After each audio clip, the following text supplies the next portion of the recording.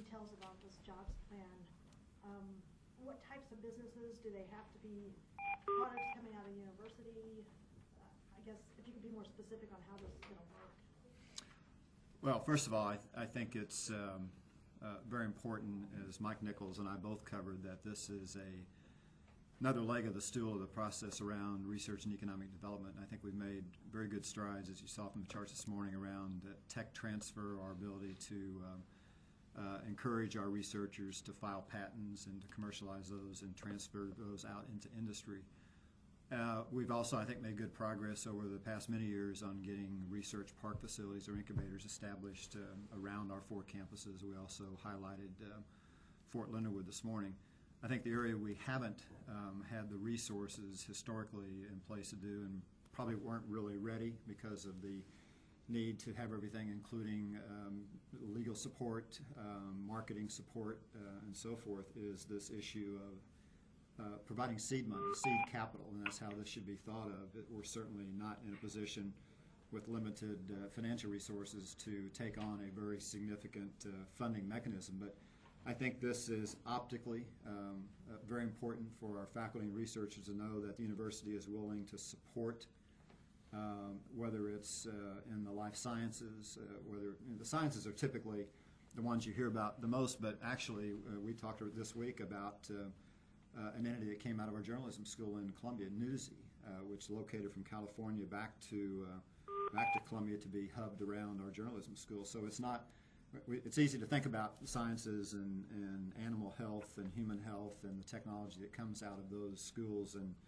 research, but our thinking shouldn't be limited to that. But that would typically where the issues would come from, or the opportunities would come from. And so what we see is our researchers on the campus bringing forward, with some support by the campuses, their ideas around their intellectual property, and would that have a chance of being part of a startup company that they would ask the university to provide some seed money capital to support.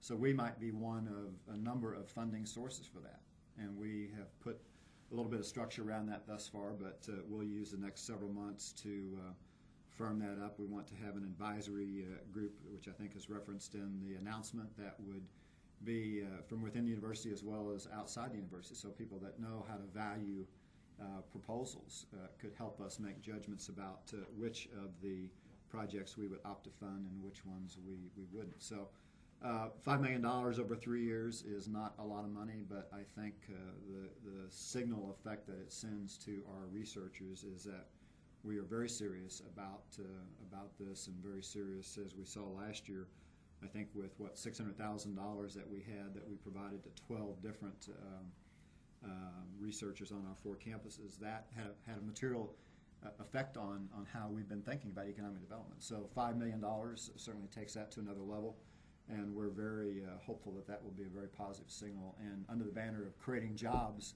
around that research and creating revenue streams for the state, again, what better time to do that? And certainly we are using our university resources to fund that $5 million. So we're making a conscious decision of resource prioritization to do that set of activities versus other things that might compete for that. Just to make sure I'm clear, because this says that companies can operate outside the university, but the actual marketable product must come out of the university.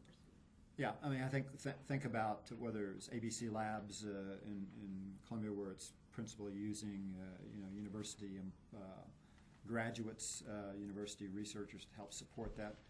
But we shouldn't think of it as only limited to a faculty member or researcher that's currently in the university. It could be someone, again, Newsy is a good example. The idea came from someplace else, wanted to be, again, tightly associated or affiliated with the university, and therefore, in fact, we have supported Newsy from that perspective. So someone that wants to come into the state, hub their activity around our university, would be a candidate as well, not just our researchers coming from that perspective.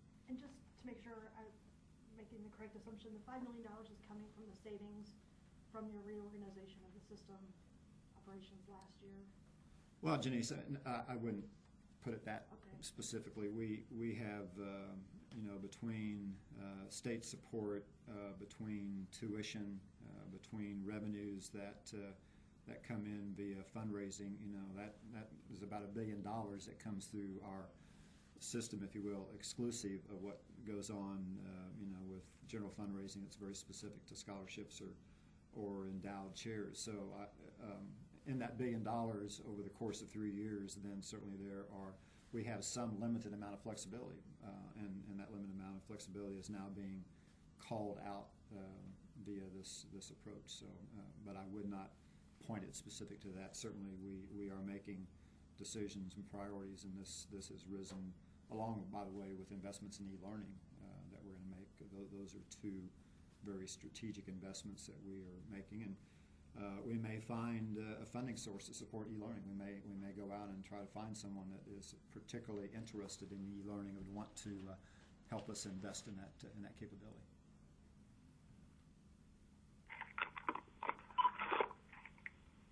You know, this is only $5 million, as you said, but I'm kind of wondering if there's going to be any backlash, perhaps in the legislature, that you're investing $5 million outside of what some people would think of as the core mission of your university system, which is classroom teaching and learning. Oh, I think, Barbara, our core mission really is 4 aspects, and that's been very clear for a number of years. In fact, probably just the opposite. We have been criticized by not doing as much on the economic development side by the General Assembly. They've been wondering, because they go around the country, they can look at Wisconsin, for example. They could look at Purdue, for example. They could look at Georgia Tech, where there's been substantial amount of startup activity, substantially more intellectual property royalty revenue than the University of Missouri has been producing. So quite the opposite. I think there'll be very significant recognition that the university is finally willing to carve out of its limited resources some element of money to do this.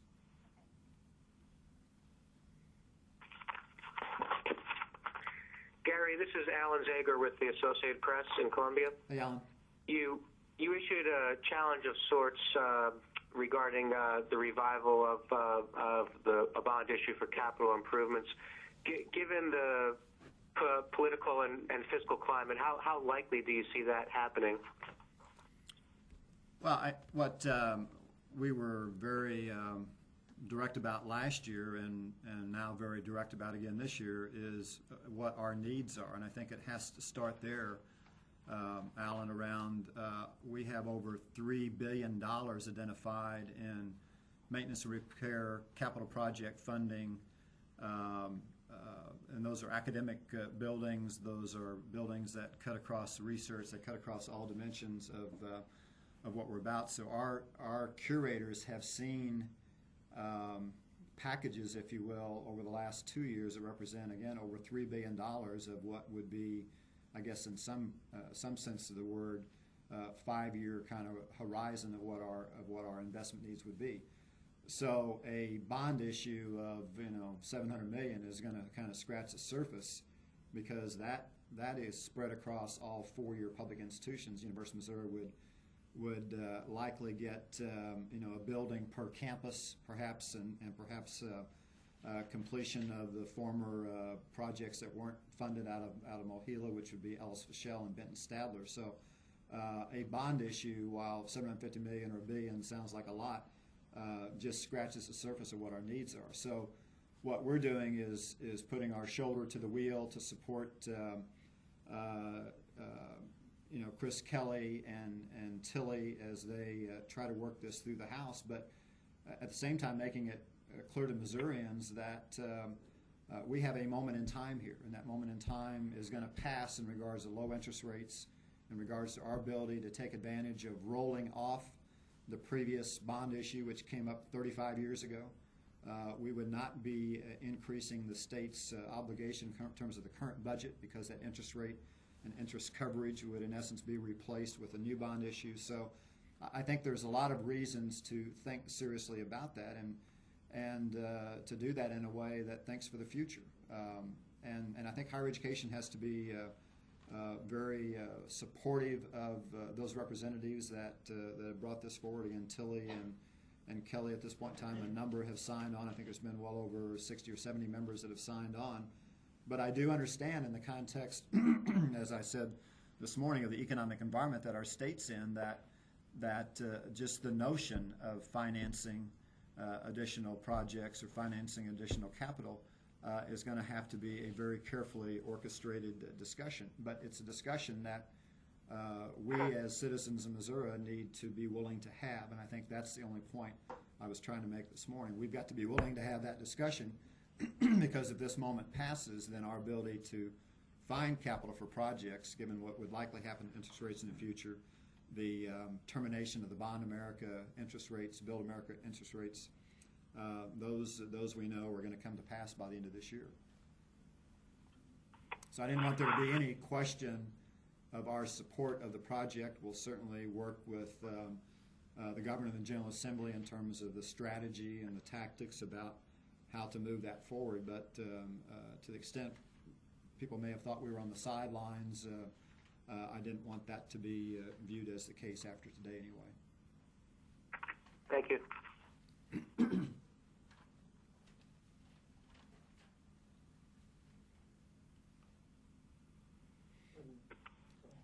You guys talked a little bit about the health benefits and just benefits that you have at the university and how it's kind of middle of the road. I guess, has there been any more discussion about what improvements you can make to bring it out of the middle, but also any discussion more about domestic partner benefits?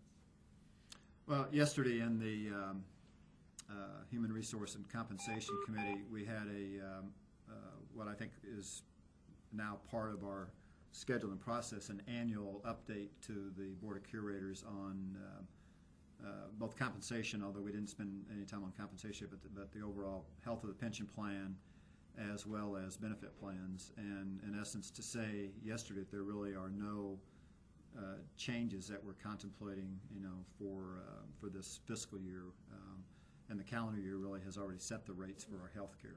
So what you heard yesterday is that our pension plan strategy that we put in place last year, while very perhaps painful to employees, is having the desired effect. We feel like we have stability in our pension plan now. Although, as you look on the horizon, we do know that there may be a step up in the requirement to fund that, to keep it fully funded. On the benefits side, I think what you heard characterized, and this is groundwork that we laid in August with the Board of Curators, is that on salaries we are not market competitive. We know that the Columbia campus, which gets compared to the AAU group, is near the bottom in the country on salaries. On benefits, which typically picks up health care and pension, I think the term Warren Urban used this morning was average or middle of the road. So to fund either compensation increases or to fund benefit increases are resources in this environment that we are challenged with, and we're still trying to sort out what we want to have as a strategy long term for the compensation piece of that, and similarly on employee benefits. We have a survey that's nearing readiness to send out. We sent a letter out a week or two ago that gave employees of the university a heads up that we wanted their ideas and input. And it's simply a way of asking, if we've got X amount of money, are we hitting the mark today, and how employees in general want to see that money allocated? And I referenced one of our colleagues yesterday that has children at a different age group, and that individual may be all for having orthodontist expenses covered. Others in their career may not be of interest. We just want to ask employees for their feedback and input on that, and there is no update on domestic partner benefits from our last discussion at the December Curators meeting. Commissioner Stein sent out a letter to campus leaders across the state, some really dire possibilities for higher education once the stimulus money runs out, given the state of the state's financial situation. I was curious about what some of your thoughts were and your concerns for the four-campus system under these circumstances. I mean, he talked about, the possibility of campuses closing, losing athletic departments. I mean, some very extreme situations what about University of Missouri? What are your concerns? Well, they are we or we are they. The department certainly tries to represent the breadth of public higher education and to a lesser degree, the independent institutions in the state. And the department, I think, felt it was time for them to at least survey or cast around to all of the public institutions what concerns do you have about 2011, 2012. So Robert's letter was really a roll-up, if you will, of what the staff may have heard. It really, though, Maria, works back to the institutions to have to figure out what's important for them, what's important to the mission, access, affordability, all the things that we've talked about. So I think it's, while his letter was interesting, those are things that we've been working on, since mid-2008. And as I said this morning, perhaps in the eye of the beholder, if someone got laid off or someone had their salary frozen or someone all of a sudden had to start contributing to the pension plan or couldn't go to a conference that they thought were critical to their teaching or research, then they may not think we've done very well managing through this. But our sense is that we are up to this stage, and I'll caveat it with that because I also use the term we need to continue to be diligent. Up to this stage, we have been able to hold on to our mission of particularly with quality, and particularly access and affordability for students, and not curtailing programs or our mission as might have been implied in Stein's letter. But that's up to this point, and our ability to make the agreement with the governor, in October. As we did that, we did that with, not without risk, but we thought, gee, if we had 8 months to plan for a 5% cut, would we have a chance of doing that without, diminishing our mission? And that was the decision we made. Similarly, for 2012, if the implication was another 5% coming out of our budget, can we manage a number of variables, including enrollment growth, which is continuing? Can we manage that in a way that will allow us to continue to provide that high quality for all those that we serve? And as you keep cutting, and particularly if the days past of double-digit increases in tuition are gone, which I think they are, because of the whole compression that students and parents are feeling, then there's a box that has to be managed very carefully. Up to this point in time, I feel very comfortable that our chancellors have done a great job in keeping that quality of our mission in focus. But it becomes very difficult to predict in the future if the cuts continue and there's no economic recovery in the state. You can get yourself in a situation where some of the items referenced in Stein's letter could come into play. I don't think, at least contemporarily, things like furloughs or closing major departments, those aren't things that are part of our discussion. But at the margin, we're looking at a lot of efficiencies. We continue to talk about shared service as a strategy. We continue to look on the campuses for how do they efficiently, and you heard Chancellor Morton this morning talk about which schools on the campus have capacity. Well, that's a very kind of different way of thinking about. We want to recruit toward where we have capacity and where we know we can provide a good student experience. That's perhaps a different way of thinking about how we manage through this period of time than what might have been in place before. So there isn't any call for you guys to, I think it was last year, you were asked to come up with scenario possibilities for, 10 to 20% cuts. You haven't received any requests like that from commissioners at this point? No, and those actually came from the General Assembly directly, because at that point in time in November of 2008, before we had made the arrangement with the governor and before federal stimulus money came along, then we were asked for 15, 20, 25% cut scenarios. That hasn't been the case this year, but we have been asked, and I think I highlighted that in my presentation this morning, we have been asked for what are the implications of the 2011 cut. So we will be expected, and either Nikki or I will be going to Jeff City over the next couple weeks. We will be expected to say, well, this is how we manage that.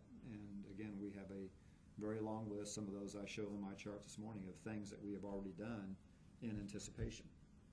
And the more we can anticipate, the better job we can do of planning and either hold positions open or do a better job on supply chain. We've got some incredible stories that we're saving money by by managing, the university's resources more efficiently.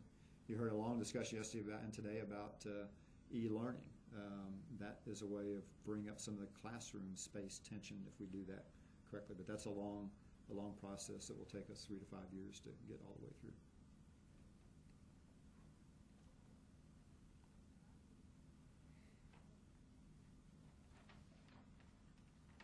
Anybody on the phone before we bring to a close here?